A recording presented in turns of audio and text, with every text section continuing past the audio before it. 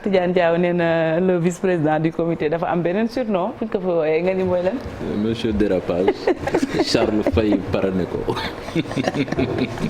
très bien aywa suñu invité yegsi na moom nag moo jiite li nga xamante ne moom mooy buntu bi muy union citoyenne buntu bi moom nag mooy président fondateur en même temps il s'appelle Ibrahima Mbow sëñ bi Mbow ñu ngi leen nuyu di la dalal ci plateau Infos Matin. jërëjëf maa ngi leen di fay bu baax a baax di nuyu ñëpp. di nuyu Chérif merci beaucoup.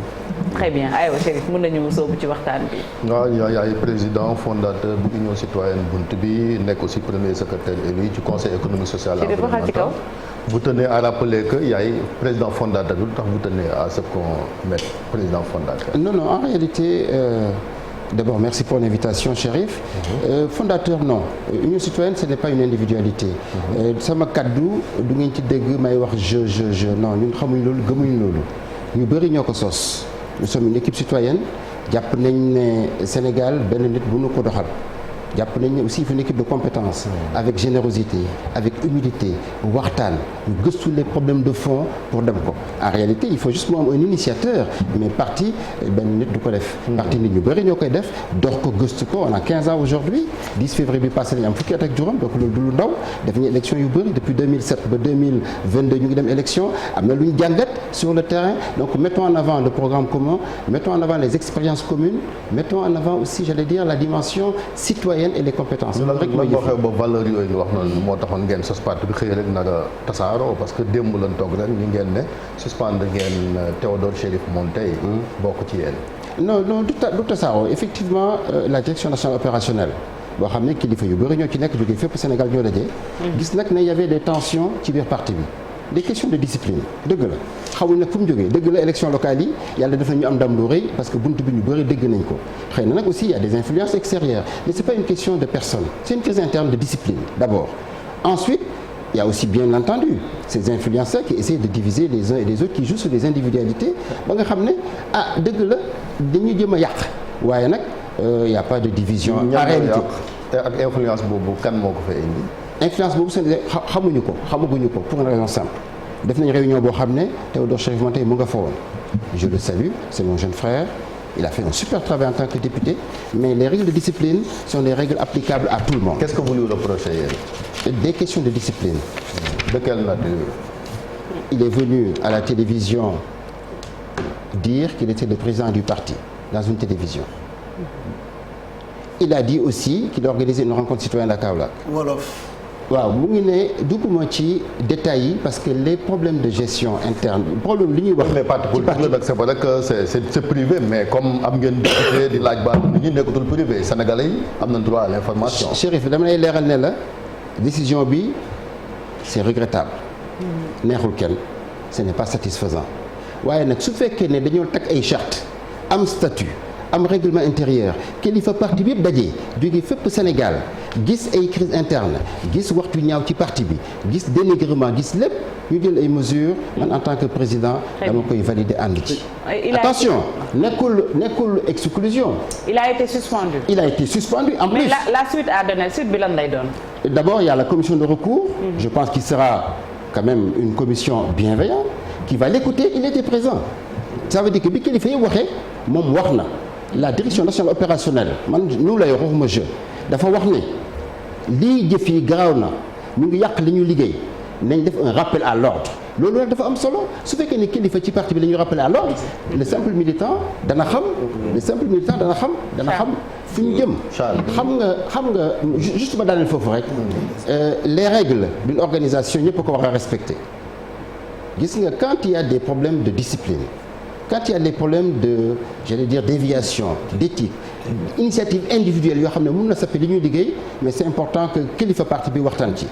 Maintenant on a parlé d'exclusion. Charles mais benn précision rek laa soxla parce que da ngeen ni affaire de exclusion alors que ci communiqué bi c'est clairement écrit que il vient d'être exclu de toutes les instances du parti. xoolal communiqué bi je l'ai ici c'est pas ça qui est écrit. man maa signé communiqué bi. kon ñun bi ñu jot xam nga aussi non journaliste. dafay def dafa am aussi rigueur scientifique dans l'information. Non, je parle du communiqué que j'ai signé. il n'est pas exclu, je le répète ici, je pense que quand même su ma waxee fii il n'est pas exclu et suspendu. Attention loolu aussi day wan ne parti bi nu muy doxee doy na waar. parce que bu fekkee ñun dañu jot communiqué bu jógee ci parti bi mu wax ne exclusion de toutes les instances yow président nga signé beneen dafa mel ni double langage moo am ci biir parti bi. non double langage amu fii et puis il faut pas ngeen ñuy entretenir loolu parce que loolu nekkul. ki yónnee loolu xamuma ko li ma leen wax mooy. communiqué bi ñu bind signé ko ngeen jot ko rédaction yëpp jot ko dañ ne il a été suspendu des instances du parti commission de recours teg nañ ko xam nga loolu aussi suñu ko waxee bind ko mënuñu wax leneen maintenant keneen mën na jógee feneen wax parce que yéen aussi journaliste ngeen. vous n'êtes pas novice en politique. mais source bi ci yéen la jógee donc. non c'est votre service de com. la source du parti signée par le président du parti est un communiqué qui est disponible on l'a en ligne vous l'avez vu. ma répété ko nag ne Théodore Chérif Monteil a été suspendu des instances du parti. une commission de recours teg nañ ko pour ñu waxtaan ko déglu moom defuñ ko ci gannaawam de dafa toog assister à toutes les discussions ñu waxtaan jël loolu mais quand on est suñu jiitee kuréel direction nationale opérationnelle jël décision. moom mu toog argumenté ñu respecté dañ koy respecté. mais nag mënuñu wax lenn. su fekkee ne jot ngeen exclusion. c'est l'occasion de dire dama koy corriger. c'est une suspension. répondez à Charles waaw. moi j'ai trois choses yu ma bëgg a kii donc j'ai eu am naa chance def ñaari yoon jàkkaarloo avec lui et à deux reprises il a eu à préciser qu'il n'était pas le président. loolu kooku benn la mais ñaar yu si des mooy dégg naa aussi que dafa am loo xamante ne c'est par rapport au président si wàllu WhatsApp où le président du parti dañ ko ay jeunes ñoo ko attaqué ñu jël loolu jiñ ko moom. beneen affaire boo xamante ne mooy rencontre citoyenne ba mu bëggoon def Kaolack justement pour restituer les travaux du député qu'il a été loolu moo bokk aussi si loo xamante ne moo si wàllu information bi ñu amoon dem te mu changé tey passer de l'exclusion à la suspension est-ce que vous confirmez? Non, jamais exclusion n'a été envisagée pour une raison simple. Théodore Monteil député bu baax bu mun liggéey xale bu yaru bu ñëpp fonk erreur am na parti bi gëstu na teg nañ équipe ñu ngi koy saytu. léegi nag li nga wax ci rencontre citoyenne bi man wax naa ko dama ko seeti suñu adversaire bu parti këram laa demoon avant-hier maag moom ñu ngi doog di waxtaan. démb ñu nekkaat encore remercier na ma wax ju rafet li mu wax sax dëgg la moom dana ko wax su fi yegsee dafa daw yaram parce que nee na ma su dee taxawoon yow nga war a dee man damay jël dee bi il a dit devant témoin. mais dëgg la wax na ko fii sax saa yoo waxee. mu ne moom jiitewul parti bi yow yaa jiite parti bi. loolu am na solo mais dama ne nag erreur am na. parti baa ngi koy gëstu. waaye nag su fekkee ne defal nag su fekkee président parti dafay protéger député bi wala mu protéger rakkam wala mu protéger xaritam fu ñu jëm.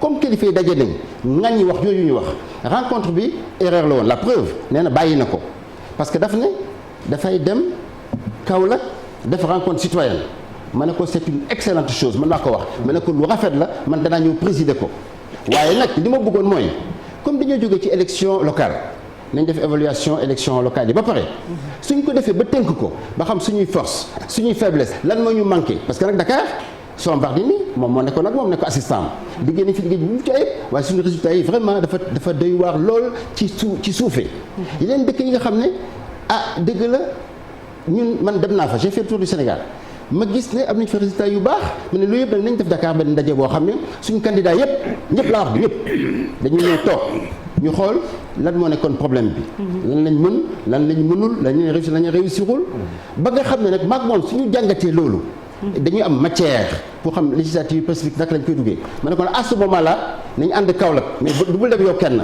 nañ ànd en équipe parti bi bokk ci les sages les jeunes les femmes ñu taxaw Kaolack wane cohésion wane unité waaye nag mënoon ne man député la damay dem di rendre compte à Kaolack ñun amuñu fa woon sax Kaolack sax lañ fa am xam nga tax suñu électorat amuñu candidat élection territoriale. ñun tey suñu amuñu doon gërëm dina rendre compte. parti bi ci zone boobu la juddoo xëy na moo tax. waaw dëgg la Kaolack Sokone zone boobu. ànd naa ci mais li ma wax dama bëgg ngeen may ma déglu tuuti rek dafa am solo dama ne loolu rencontre bi lu baax la lu war am la waaye nañ ko defandoo ensemble tëgg ko xalaatandoor ko financer ko projet mais mu ne man président dama koy invité ci benn rencontre citoyenne te sooy rendre compte mais na nga rendre compte d'abord au parti bi la investir parce que attention parti moo ko investir mu nekk assemblée nationale. mais parti bi war na am mbégte ci taxawaayam parce que bu doon tànn député yi gën a ràññee ci législature bi ci lay bokk. Charles l'a dit plusieurs fois. man maa wax loolu. man maa wax partout ne c'est le meilleur député de la législature je le confirme fii. xam nga aussi tax kon ngeen di séparé woon non attention le mandat du député c'est un mandat de représentation nationale. La vie du parti et les questions internes et la crise qui est là mais loolu dafa am waaw attends. et sur WhatsApp alors nañu wax. les insultes sur WhatsApp. non loolu. xam nga vous avez été attaqué sur WhatsApp par des jeunes. ñu nekk moom moo nekk ci gannaaw la. waaw loolu kilifa parti bi ñoo ko wax xam nga kilifa parti bi suñu jëlee décision président bi validé ko man dama ci ànd mënuma ko protéger nag waaye li ma wax mooy commission recours bi may na ko mu dana ko déglu incha allah. mais monsieur Mbow. tribunal sax non dama lay wax yàlla sax bala mu laa àtte da lay déglu maanaam tribunal da boo mën a dem. dina la déglu mu ne enquête. mais duñ inversé comme ni fi xawoon créé. inversé preuve bi maanaam ne la daan la ba pare doog a wuti preuve. Chérif non kenn daanu ko d'abord. non daan suspension daan la. non Chérif déglu ma xam nga sama kaddu dama bëgg nga déglu ko bu baax a baax. dama ne déglu nañ ko waxtaan nañ ak moom. dem naa këram. avant maag moom def nañ entretien avant la rencontre démb aussi dégluwaat nañ ko kon ke bu ñu wax ne dégluwuñu ko nag yow it loolu aussi xam nga c'est vrai ah. non mais parce que li Charles wax ci kii bi da nga ne après dinañ ko gëstu. non dama ne la commission de recours. Mais quand même loolu la yoon wax suñu statut parti moo ne su fekkee ne am na sanction boo jël commission de recours dana taxaw déglu ko et man je pense que moom ak njëriñ bi mu indil parti bi ak taxawaayam dana rafet waaye nag erreur am na. discipline la. gis naa nag ne yëg naa nag quand même lu ma xam parce que manifestation Kaolack bi ña koo doon organiser du ñu suñu militant du ñu suñu membre ma ne nag dëgg la. ça veut dire quoi. ça veut dire qu'il y a des influences extérieures yu bëgg a yàq suñu. Vous êtes en train de dire que Montey a été approché par d'autres partis. mais ñun suñu coalition ban parti lay doon. suñu coalition buntu bi dem élection ay partis yu bëri ñoo ñu voté à Foundiougne les gens du PASTEF ont voté pour nous dans le Fouta waa APR ñoo ñu voté bi ñu am député parti de la réforme bu Abdourahim Agne à Ranérou moo ñu voté Edouard Lambal bu Oussouye moo ñu voté waa PDS yu Bignona ñoo ñu voté waa APR yu Podor ñoo ñu voté moo tax ñu am député donc ce sont loolu mooy les réalités mais dama ne suñu succès bi ñu am ci élection territoriale yi tax na nag dëgg la mu indi ay jiixi jaaxa ba askan bi di wax loo xam ne di yenul maanaam parce que d'abord kenn exclure ko mais bi am solo mooy tiraillement am na mais mooy ñu am analyse courte mooy problème d'ego problème de personne union citoyenne loolu xamu ko gëstu ko doxu ko alors li ñu gëm kay mooy il y a des faits avérés yoo xam ne direction nationale opération wax na ko question de discipline question de rencontre citoyenne initiative personnelle parti bi àndu ci comme parti bi àndu ci nag direction bi jël la mesure ñu validé ko. alors président loolu rek moo am solo. président est-ce qu'au préalable jot ngeen a am genre avertissement bu ngeen ko jox wala préavis si j'ose dire est-ce que en privé ku mel ni yow jot ngeen ko conseiller pour ne pas que justement ñu yegg ci situation bu mel nii. waaw plusieurs fois. dafa def émission de télévision concurrente cette TV affiche bi mu ngi ci seen document bi effectivement le journaliste a présenté comme le président du parti et cetera ma ne ko lii waxul mu ne ma dafa am inculture ma ne ko danaa ko corriger il a souri bi affaire bi amee effectivement des gens de sa famille quand même wax bi ñaaw wax ji et cetera xaw ma lu ko waral dëgg la nag xaw ma lu ko laaj naa ko ma ne ko mais jeune frère qu'est-ce qui se passe ma ne ma xaw ma ko ma ne ko parti bi yëngatu de on a souri.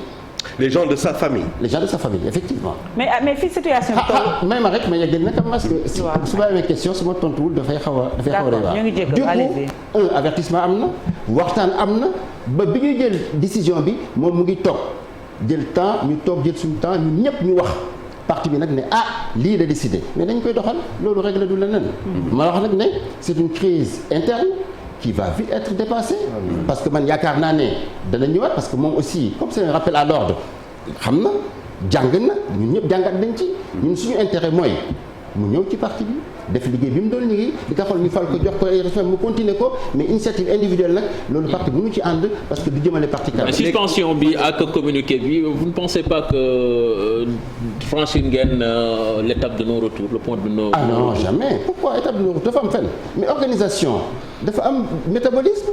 organisation dafa am ni ñuy doxee organisation dafa am ay charte xam nga dafa am lu am su ñëpp booloo ci ay kilifa parti ne lii ak lii doxul wax ko avertir indi waxtaan ba ne lii lañ décidé dañ ko war a doxal parce que nag attention parti politique c'est une institution boo xam ne dafa am modèle dañoo sos parti bi man ak moom ak ñeneen mais pour jiite réew mi wala bokk ci ñi koy jiite su fekkee nag règles yi ñun duñ ko appliquer suñu bopp mais dafay doy waar ñun mais tête d'affiche parti bi aussi il faut ménager un peu son ego parce que soo ko vilipender nii publiquement ci communiqué mën na ci gis boppam non la réalité kenn vilipender ko soo ko vilipender bi loolu moom laa danguwul parce que man aw ma pour vilipender ko parce que fii laa wax ci seen antenne ngeen di dégg ma ne sama rakk la ku baax la ku mun a liggéey la ku ma kontaan ci li muy def la regretté wu ma li ma signé pour ma dem assemblée nationale avec le parti. alors dama ci yokk rek ne erreur am na ci parti bi jafe-jafe am na ci ñu ngi koy saafara mais mënu ma wax na leen.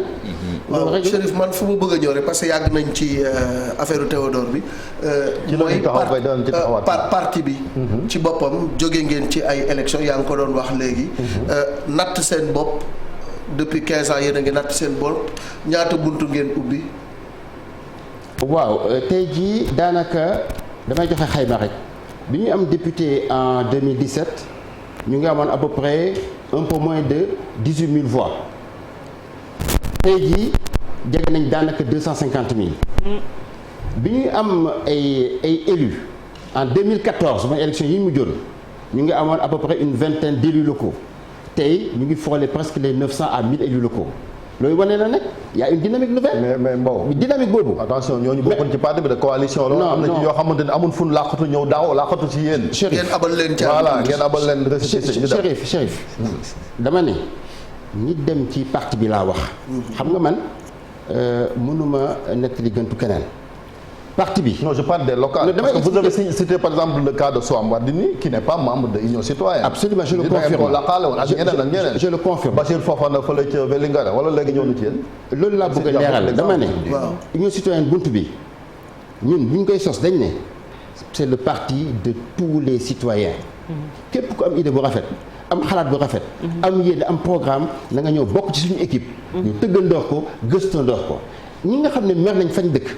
nekk à l'aise ci ñun dañ leen jël ban pouvoir nga gis mu falu te amul coalition kan nga gis ci aujourd'hui Benno Bokk Yaakaar APR mooy locomotive bi PASTEF Khalifa Sall ak Ousmane Sonko ñooy locomotive bi coalition buntu bi Union Citoyenne mooy locomotive bi dans la réalité des faits ci terrain bi ay dëgg la ñu mer la ak ñu autonome ak ñu indépendant am projet pour seen gox ñu ñaata mairie ngeen am ñëw leen ci ñun pardon ñaata mairie ngeen am nañ 15 mairies ak 4 départements coalition bi yëpp buntu bi pas coalition parti buntu bi parce que récépissé moo dem ma ne nag su fekkee ne buntu bi daf ne c'est le parti de tous les citoyens ñëpp a ko bokk ñëpp a ko moom nañ waxtaan Sénégal nañ ko bokk nañ def des efforts ba nga xam ne jafe-jafe li ñu gis ci santé bi école bi ñu koy waxtaanee tëgg ko surtout au niveau local ñëw leen ci ñun ku nekkul à l'aise feneen ñu ñëw ci ñun parce que espace d'ouverture la mais loolu ñëpp a ko rafetlu boobu moo tax ñu am ndam tey Soham Wardini effectivement bokkul ci neen AFP la bokk ñëw nañ ñu jox ko suñu récépissé mais du moom rek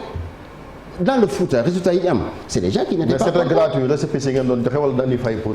non doy fay parti politique c'est pas une entreprise ñun dañ ne lu ñëpp bokk le parti a mis des moyens les candidats ont contribué seen ñoo def seen caution def seen campagne loolu amuñ ko dañ leen mën a dimbale leen ko à titre individuel mais dama ne ñun chez nous xaalis du problème ci ñun pour une raison simple. mais am na ñu ne nag fa mu jógee. xam nga am na ñu ne nag. non dama ci ñëwaat parce que contexte bi ngeen defee décision bi laa bëggoon laaj. dama ne la xaalis bi fa mu jógee. dafa sell fa mu dugg dafa sell on a proposé des états financiers on vous l'avait donné de manière précise parce que man maa joxe instruction ne nañ am compte Ecobank lépp lu fa dugg. ak lépp lu fa génn nañ jël les 3 pages du relevé du 1er octobre à la fin des élections ñu publier ko. loolu chaque année ñu ngi koy def. Chérif non Malick balaa boobu sax non li ma ko bëgg a laaj mooy. parce que dama yeggal ci transparence bi rek. non dina ñëw ci transparence. non damay bëgg a laaj nag sur la question financière. vraiment Union citoyenne est un modèle bu ñëpp wax. amul benn année boo xam ne déposé wuñ au niveau du ministère de l'intérieur nos états financiers. loolu dafa leer élection lii nee naa leen bu ñu daan espèce nañ dugal ci compte bi candidat yi dugal seen participation ñu génne ko rendre compte def nañ ko bu ñëpp félicité ko. à l'unanimité am ngeen xaalis bu dee ñoo ñëpp dugal nañ contribution ci kees gi. mais li ma non bàyyi ma tontu foofu. il y a eu 150 candidats. qui ont contribué pour 300 000. ça fait 45 millions. On a donné 30 millions pour la caution. Il reste 30 millions pour la caution. Il en reste 15. 15 répartis pour 100 et quelques candidats lu ci des gis nga Chérif. yow kilifa nga. journaliste nga nawloo naa sa liggéey. mais dans les propos et dans la parole. non mais tout ça c'est non parce que ni nga am ngeen xaalis c'est de l'humour. am ngeen xaalis amuñu xaalis. non am ngeen xaalis bu dee 300 am ngeen xaalis boobu ne 45 millions c'est de l'argent. non bien sûr mais li ma la bëgg a laaj contexte bi ngeen jëlee décision pour suspendre Montey loolu aussi parce que nee nañ position à l'Assemblée nationale dafa déranger même le régime est-ce que nekkoo sax bëgg a jaay parti bi Macky Sall même si yow ci Macky 2012 nga bokkoon on rappelle qu'en 2012 yéen a njëkk a soutenir le candidat Macky Sall. non li mu def Assemblée nationale dama ci ànd encouragé ko di ci waxtaan ak moom les faiblesses du régime de président man ci ñi ko wax la bokk dama ne la gouvernance économique du président Macky Sall c'est un échec. On le voit parce que le Sénégal entrepreneur bi ñu teg ñun moom lañ gëm position mu dérangé loolu ay rumeur la ay supputation la amul benn rigueur scientifique xam nga loolu aussi c'est des commentaires de commentaires je pense que invité wala noo fii pour que je fasse des commentaires de commentaires li ma bëgg a wax rek mooy maag moom nous sommes en phase sur l'équipe sur le programme sur la démarche il y a eu des erreurs on est en train de les corriger et on reviendra à la sérénité il faut pas non plus j'allais dire Charles xam nga yeggali tuuti mais le timing est-ce que le timing tey justement prendre benn décision à 4 mois des législatives en termes de timing est-ce que et de stratégie est-ce que c'est une bonne chose waaw moom wax na français donc mën naa wax tuuti français wax ko ci wolof rek Charles app bi ngeen ko def feeg législative bu ma jàngal wax dama bëgg a tontu Charles mais lan nga wax ci wolof gis nga timing la DNO moo am timing am moo am agenda am moo elle est souveraine elle est autonome nañu respecté suñu kilifa parti yi respecté suñu militants yi ñoom lii lañ bëgg wax nañ ko teg nañ ko nangu nañ ko le timing ñun on connaît nos intérêts politiques y compris lui mais kenn dàq ko dañ ne ko dañuy waxtaan jafe-jafe am na nañ leeral léegi nag ku wax ne amuñu problème de crise interne il faut wax lu ko de leadership aussi non leadership ba si ma xëy na question d'égo comme ni ko Charles waxee. non gis nga ça c'est l'analyse courte. non c'est pas parce que non xëy ñun on sait que yow yaay président parti bi Théodore Montey foo ko invité da koy wax mais xëy na ñu bëri moom lañ gën a gis xamul ni yow yaay président parti bi moom la xëy na loolu tamit est-ce que tiitaange amul ci wàllu woowu. ba tax na nga validé décision bi structure bi ñu def. non au contraire c'est que du bonheur. xam nga la popularité dans les médias lu am solo la dama ko naw di ko encourager mais bind naa ko partout mais nag la popularité dans les médias c'est pas la popularité dans les urnes Soham Wardini tudd nga ko léegi était très populaire à Dakar elle est arrivée presque en queue de liste alors que les résultats non dama bëgg wax rek loolu dafa am li mu wax dafa am solo c'est du crise u égo du leadership du jalousie loolu vraiment il faut avoir une courte vue pour réfléchir comme ça et penser comme ça c'est pas notre intérêt non je pense oui pour des raisons simples c'est une courte vue xam nga c'est une courte vue ñun équipe la ñu wax dynamique la ñu wax on ne met pas en avant des individualités parce que affaire individualité vous parlez lan mooy seen position dernière question c'est la dernière ci législative yi nga xam ne ci la ñu jëm mu jëm ci wàllu parrainage bi ak caution yi. waaw ñu ngi ciy liggéey tey dem nañ am nañ parti yu bëri lëkkaloo ak ñun ne dañuy dem coalition élection législative li ñu gëm nag mooy performance yi ñu am ci local yi suñ ko renforcer régler ces petites questions qui vont être réglées rapidement. faut pas les minimiser. Mais on les minimise pas. Mais je suis au cœur du système. Je suis à l'intérieur. J'ai entendu tout le monde, y compris lui. am naa yaakaar ne buntu bi va encore progresser ndax xam nga li tax sedd bi ci nekk. ak yiw bi est-ce que buntu bi tëjuwul. de wax na ñi doon ñëw sax du ragal a ñëw. mais loolu on a des baromètres. non dama ne loolu on a des indicateurs et des baromètres yàggatul. parrainage baa ngi ñëw. proposition baa ngi ñëw. les autres chefs de parti ñu ngi ñëw. je pense que di nga ñu invité waat ñu gën ci waxtaan. ma daaneel foofu rek. ne damay daaneel foofu rek soxna si may ma. ne en réalité buntu bi ubbeeku na pour ñëpp am nañ programme boo xam ne équipe moo ko téye moo ko lal rafet na. gisu leen benn invective. gisu leen benn dëkk bu génn. amul benn commune bu génn amul benn maire bu ñu fal bu wax leneen lu ñaaw neneen parti bi kat modèle la ndaxte su fekkee ne ñu ngi sanctionné njiit yi ça veut dire que ñun militants yi xam ne ñu ngi taxawee. di leen remercier nag pour échange bi ngeen ma jox. xalaatoon naa ne dinañ gën a wax programme wax Sénégal parce que ça c'est des vrais défis qui nous attendent. malheureusement on n'a pas assez de temps. on a eu que waxtu boobu li ñu la jox moom la ñuy jox invité bu fi ñëw malheureusement. donc on a une vingtaine de minutes. donc ñu mën a débattre c'est excellent une prochaine fois peut-être voilà parce que femme yeneen programme yi nekk ci biir jërëjëf Ibrahima. merci madame pour le sourire et pour l'accueil. merci beaucoup je sens toute la générosité et l'affection et l'estime de l'invité. merci beaucoup président Ibrahima Mbow jiite Union citoyenne buntu bi ñoom ñooy buloon buntu bi Soham El Wardini ci élection yi ñu génn ci xëccoo mairie bu Dakar ñoo lay jaajëfal bu baax bon courage à très bientôt inchallah on aura d'autres occasions waxtaane waat leneen. voilà aywa ñaari yéenekaay yu Groupe Futurs Médias muy l'Observateur ak Record.